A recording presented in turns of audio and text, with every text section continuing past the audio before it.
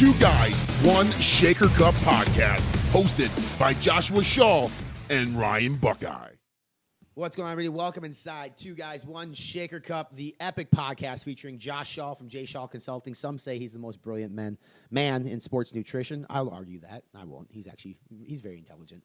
Ryan Buckeye here. This week's episode, kind of a topic that, Josh, you're a little bit closer to, and a topic that actually, through my platform, is getting brought up more and more. And I have brands that reach out to me and say, Ryan, what do you think of this? And for a while there, I was kind of like, it doesn't really mean a whole lot yet.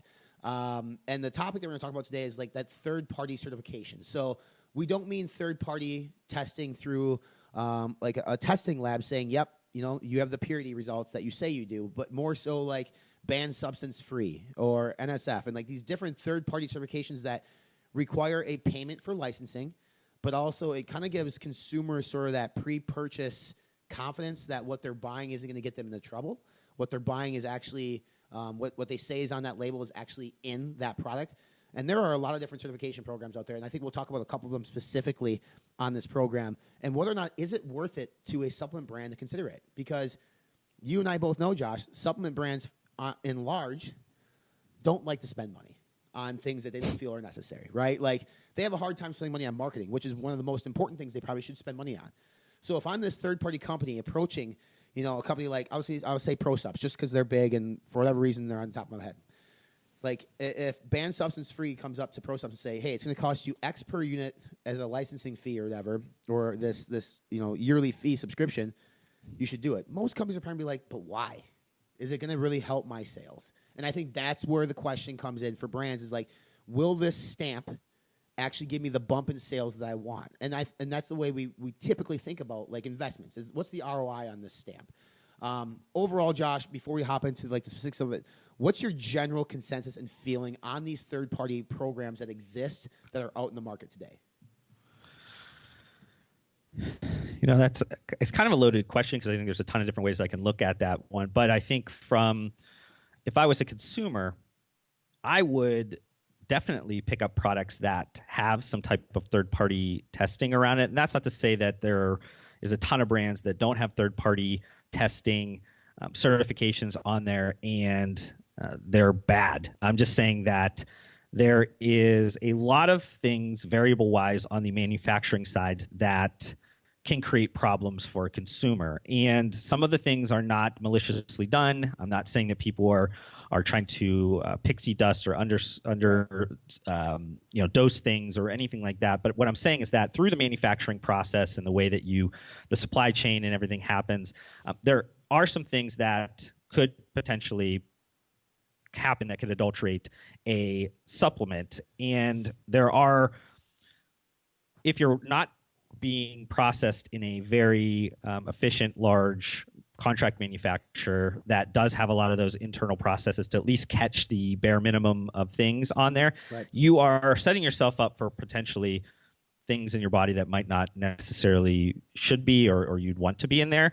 And a third-party certification goes in and validates not only like what's actually in the product, right, but also like manufacturing, like this is finished goods type of a testing. So it's not necessarily where your contract manufacturer will do testing maybe with some of the raw ingredients. Maybe they'll do batch testing or something like that, where a lot of times these are third-party certifications on finished goods. So the finished goods is what you as a consumer are buying. Right. So it is essentially assuming if it has that seal on that product, it has went through whatever testing that those companies have put in terms of their testing protocol and saying that this is safe and pure for whatever. And the NSF is kind of considered the highest one. I wouldn't say it's the best one if we're kind of putting the kind of the protocols together, but it's one that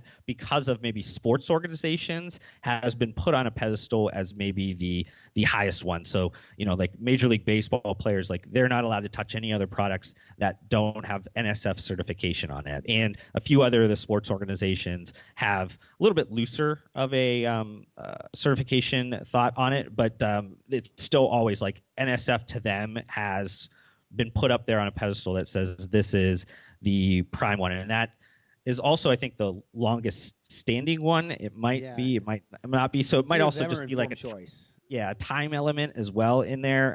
It's also like kind of a pseudo government foundation organization type of thing. So there's some different things going on in that sense. But it's the idea that a consumer is really just looking, am I actually getting what I am expecting out of this product? And am I not getting what I don't want in the product? And that's kind of what they mostly focus on. And if I'm thinking as a consumer, if I want to buy something and it's only going to cost me maybe $1 more as a consumable product to have something that has a third-party certification, it might be better to just buy that product, because at least you have an understanding that that is exactly what it is. Because just having and we'll probably get into this point, but most people assume like a high-quality product means that it's transparent labeling. That has zero to do with it. Like anybody can create a transparent label. That has nothing to do with quality. So you have to think past the transparency.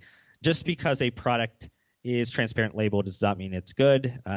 Same with proprietary blend. It matters ultimately what is in the product is in the product, and what's not supposed to be in the product is not in the product. It has nothing to do with how somebody sets up the label in Illustrator. Right. I want to like lay out for people. There are many different third-party certification programs out there. The three most popular, which Josh hit on, NSF, which is certified for sport. There's Informed Choice, and there's BSCG, which is banned substance like free, basically control group. Are the three big ones that I see. There may be a couple handful other ones out there too that are maybe gaining steam. Collectively, and I just want to read just a quick little synopsis on what each one is. So like NSF, which is certified for sport. On their site, just says to meet the growing demands of athletes, coaches, and those all concerned about banned substance and sports supplements, NSF International created Certified for Sport program. The program certifies that what is on the label is actually in the bottle. What is on the label on the bottle is actually in the product and does not contain unsafe levels of contaminants, prohibited substances, or masking agents. So that's what they do. Informed Choice is very similar to what they do too, basically like banned substance testing service. So they also offer that. These are all very similar. Like BSCG means they go through and they say like we offer like a complete suite of testing, making sure that it's done in a GMP facility. There's no banned substance in it. There's no drugs. Like so they're all very, very similar. So then that becomes like confusing then to a brand being like, well, which one's the best? Well, I don't necessarily know there's one that's best yet. I mean, maybe there is. Like you said, NSF has been around probably the longest, and Informed Choice is there too.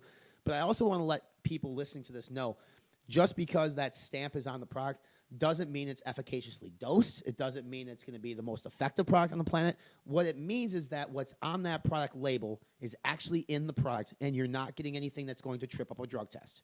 At least you shouldn't be. So to Josh's point, like if you're an athlete and you're in a drug-tested organization, it's your choice, but you can either take the chance of buying a supplement from a high-quality company that you know is high quality but doesn't have this certification, or buying something from maybe a company that might not be as efficaciously dosed but has a certification. That's a tough spot to be in, because I think of I like to bring up brands on this podcast every now and then, but I always use like Mark Laser and NutraBio because they do third-party testing. They publish the third-party testing results in terms of efficacy of their products on their website. Now, I've toured their manufacturing facility. It is beyond GMP. It's beautiful. Like I trust Mark with everything I have. I trust with Mark, but he doesn't have one of these stamps of approval. So like if there's a and this is not anything against NutraBio at all, but if there's a NutraBio product on the shelf at a GNC or a vitamin shop, and then next to that is I don't even know like a brand. I don't know if Nutrabolt has some of those certifications on it. I don't know if Cellucor does. I'm trying to think. One you can think about, like Dymatize has Informed Choice, yeah. Right. So and then there's Dymatize right next to it. Well, I know from being a supplement quote-unquote expert that the NutraBio product is going to perform probably better than the Dymatize product, most likely because of the way it's formulated, but it doesn't have that stamp. So what do you do? And if you're an athlete, I don't know if you can take the chance. Even though Mark Glazer and NutraBio is stand up 100% amazing, you can't really take that chance because then you don't have nothing to back on. Like if you trip up a drug test because of that supplement, Mark's not saying like it's not going to be in there. Now, I mean he is, but he isn't, right? There's not that stamp on there. These NSF approvals or Informed Choice stamps are saying it's not in there. So now you have something to kind of go back on and say, listen, I legitimately did take this over-the-counter dietary supplement, unlike some of the MMA athletes who've been taking roids and then just blaming it on the dietary supplement. But like I legitimately was, and it tripped up a drug test. Now you have some sort of legality issue to kind of come to your offense. So there's a lot of good with it. I'm still like, if I'm trying to put my brand owner hat on, Josh, I mean, like, is it worth it for me? Is my consumer the football player being in a drug tested organization? Is that my consumer? Probably not.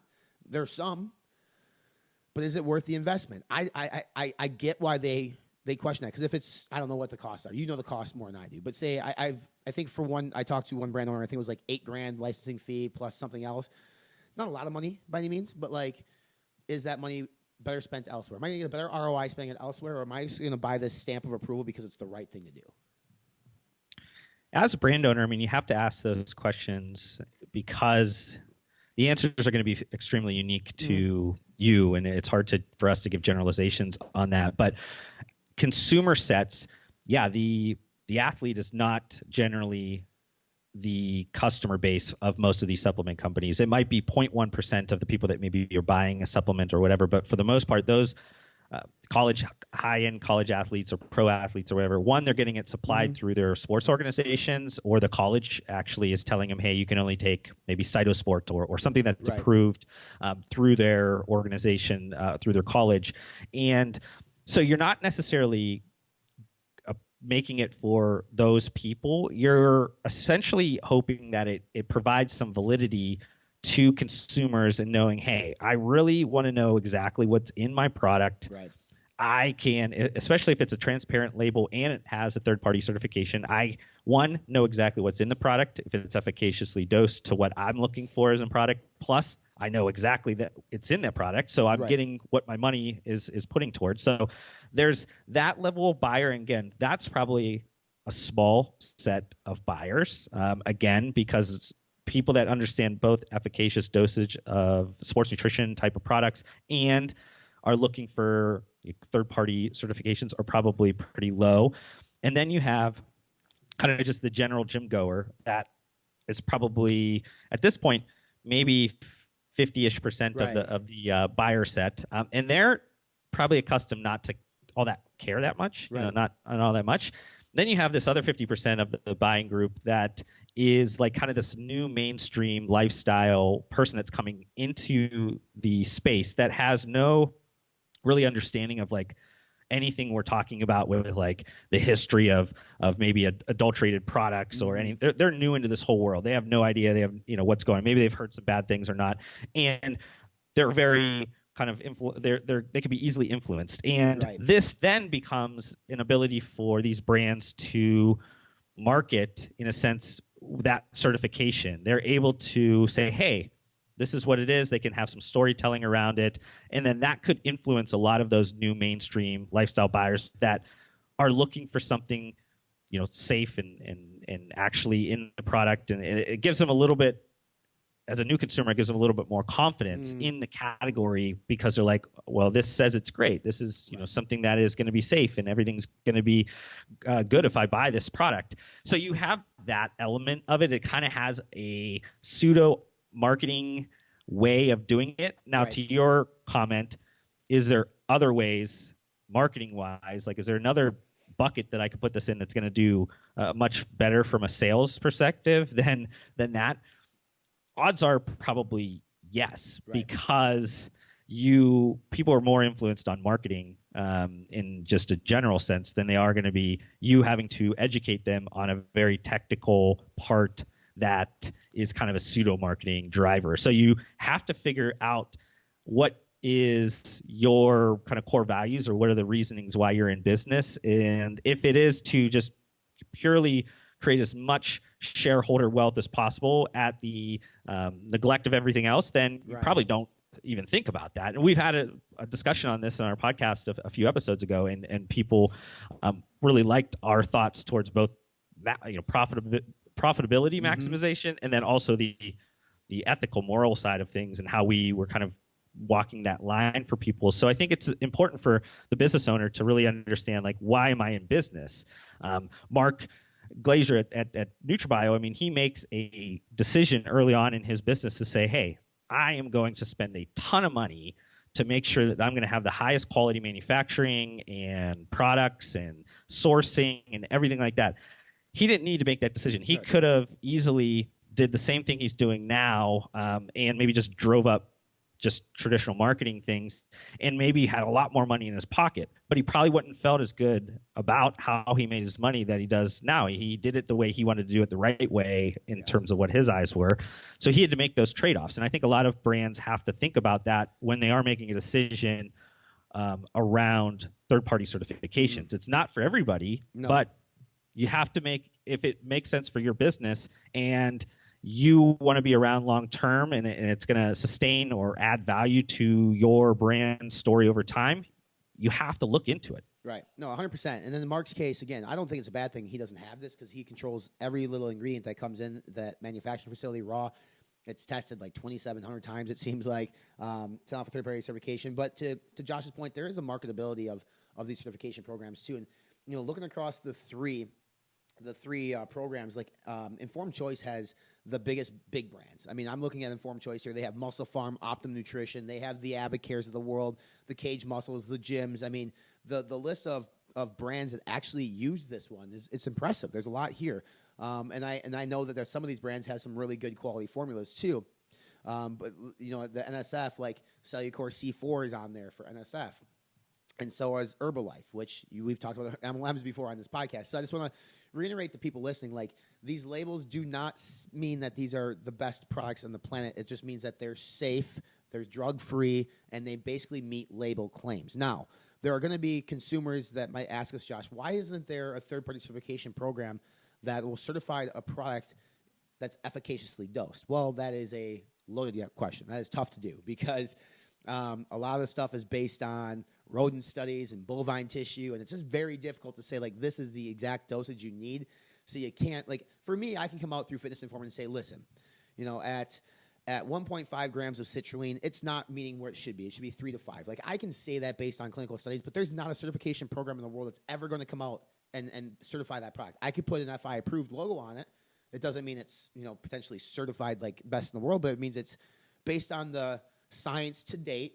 This meets the expectations of an efficaciously dosed product. You could get away with that a little bit, but then when you get the exotic stimulants and some of these other things that don't have clinicals behind them and made-up ingredients, basically like a generic that gets a marketing trademark on it, like, it becomes messy. So as a consumer, it doesn't exist, and it's not going to exist. But to our point here, like, there is a good peace of mind that if you pick up a product with one of these labels on it or stamps on it, like, what you're getting is exactly what's listed on that label. You're not getting anything extra. You're not getting anything less. Because Josh and I have been around long enough to know that there are brands out there that'll go and just buy a competitive product off the store shelves and send it in for testing, and it does not come close to meeting label claims. Sometimes it's actually dangerously dosed in terms of maybe caffeine content being super high compared to what the label claims. That is some scary shit. So I think if that became more known to people, like, that this existed, and the consumers started to understand, like, wow, there are a lot of products out here that actually don't meet label claims, because, newsflash, there are products that don't meet label claims every day in this market.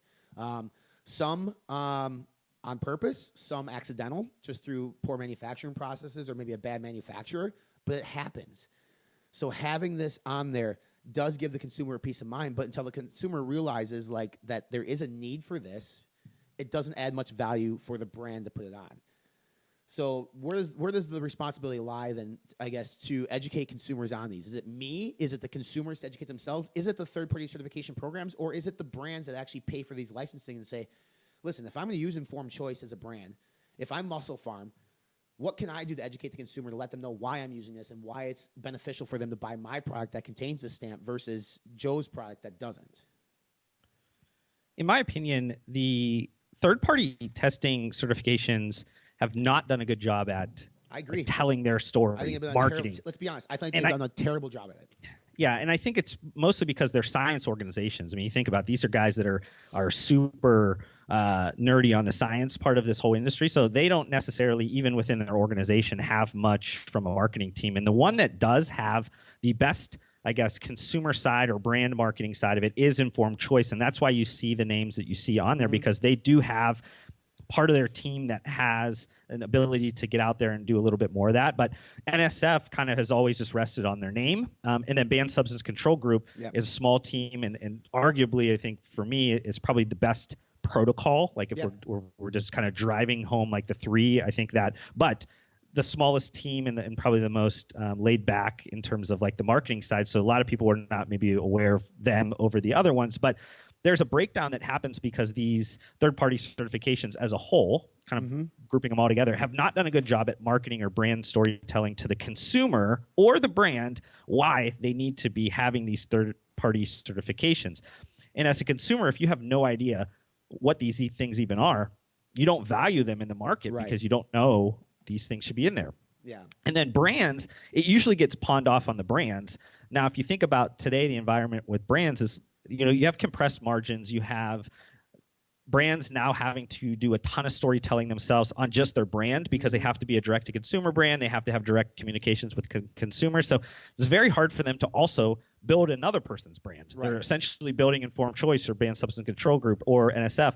So when you get to that level, why are you going to spend your resources to build something else up? You're just going to try to build up your own brand. So with all the compressed margins and not being able to spend money in different ways and things like that, either you're going to spend extra marketing dollars to get the certification out to be valuable to you, or you're going to spend the money on that and it's going to hurt just your cost of goods margin when you're going against a lot of products that have no certifications or lower cost of goods or whatever it is. So you have a ton of different things working on the brand side that no longer they can be the ones telling a story. So then it goes down to like consumers that are going to just do their own research, which I said earlier, that's a very small percentage of people that are going to do the research, or it falls back to the industry as a whole or people that have soapboxes like you and I. And we're talking about this today because we think it's something that we hope can create some conversation, because I know, at least on my side, I deal with a lot of other consumer categories. I also deal with a lot of large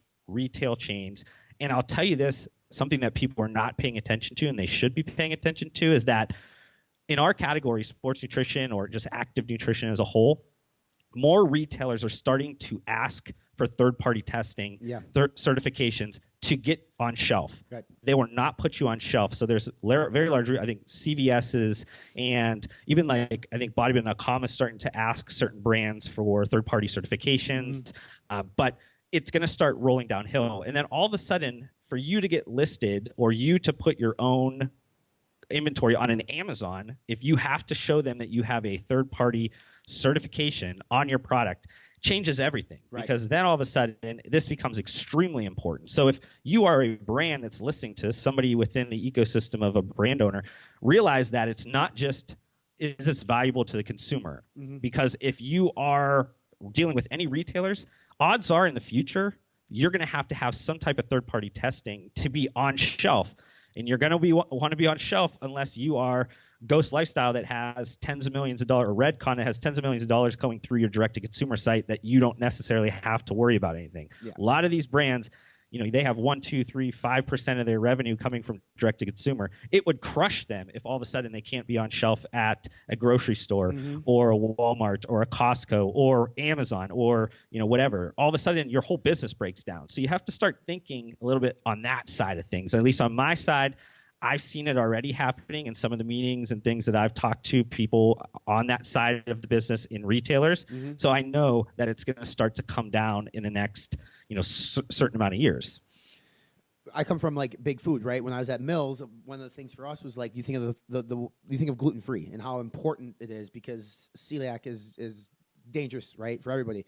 Like we could have done internal gluten free claims and put our own custom made bug on our boxes, which we did a lot of.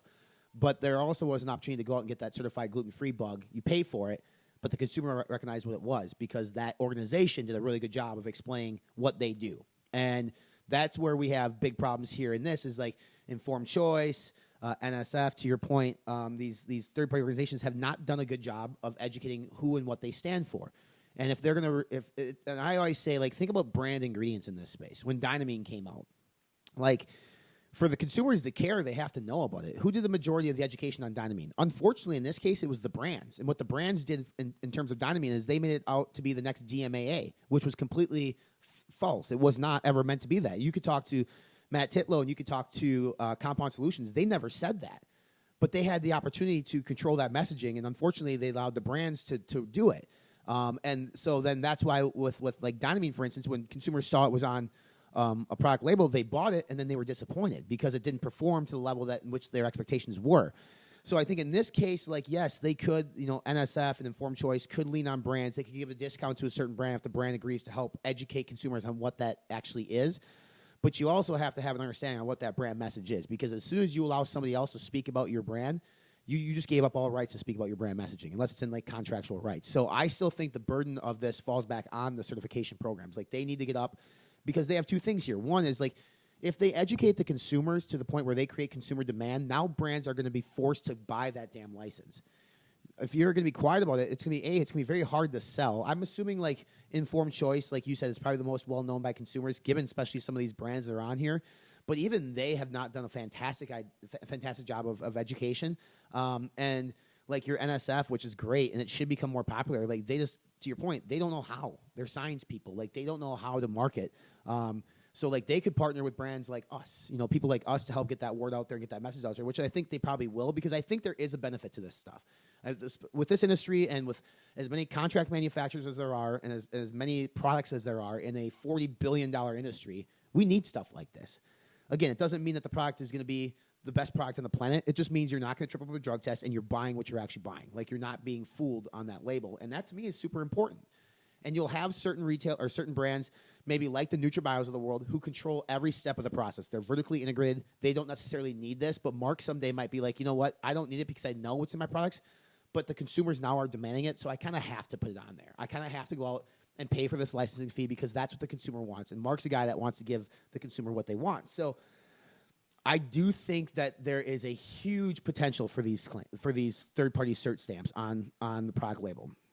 But until these certification programs do their part in terms of educating, it's going to be hard to sell it to brands, and brands just don't care until then. Because, quite frankly, you look at some of the biggest brands in the industry right now, some of the biggest money-making brands too, and outside of Optimum and stuff, but like brands, $20, $25, $30 million brands, they don't have it. So for them to say, yeah, we have to spend X amount of dollars and take out of their margins, it's a tough decision for them to make when they made that much money without it to begin with. Yeah, we hear a lot around, at least our circles, about how there's a lot of like shady activity and a lot of be that from a retailer side or be that from the brand side or whatever it is, that there's selling black market products or gray market products or SARMs or all these kind of different things. And usually for me, they always kind of miss the point in terms of like how this all fixes. And it needs to be driven, at least in the cycle, like by consumers demanding that brands meet certain standards. They buy only certain products based around the value of these third-party testing certifications or something like that. There's the capitalistic markets. You choose to support what you think is going to be best. Right. And then on the opposite side, you have the retailers expecting an elevated level of certification or safety with these products. And somebody like an Amazon going out and doing that completely changes the whole system. It would clean up a ton of different things. And I'm not necessarily saying that I want Amazon to go out and just do that, because it's going to take some time for everybody to adjust to it. But I think that if an Amazon all of a sudden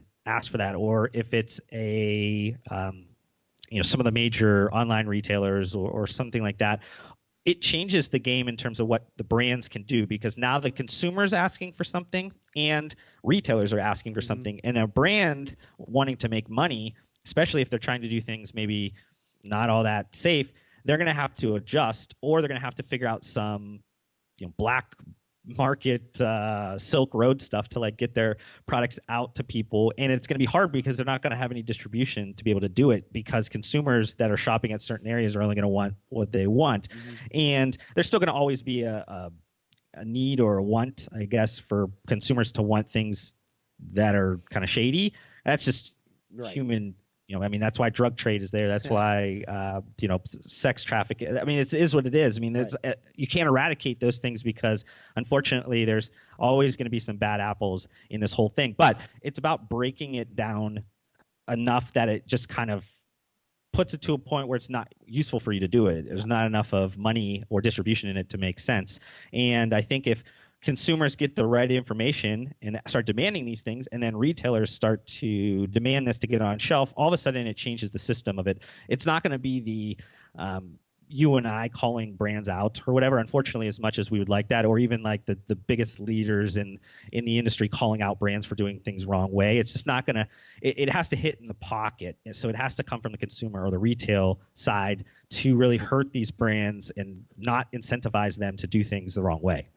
Yeah, I want to wrap up the show here on a couple final thoughts here. One is like these certification programs that we're talking about generally apply to finished goods that Josh mentioned earlier in the show, but they do actually apply to raw ingredients too. There are some, like the Banned Substance Control Group does do certification on raw materials. So as a brand owner, if you're not using it potentially on your product, like you could look for banned substance free raws, for instance. But I also think it does matter what type of what sector of the industry you're in. And I say that because CBD is so big right now.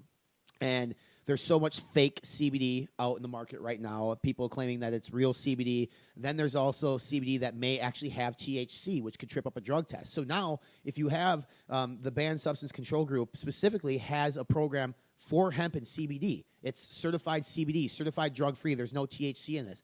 Now that becomes interesting because if you're in that space and you're a CBD user and you're drug tested at work, you should be nervous every time you take it because you just don't know.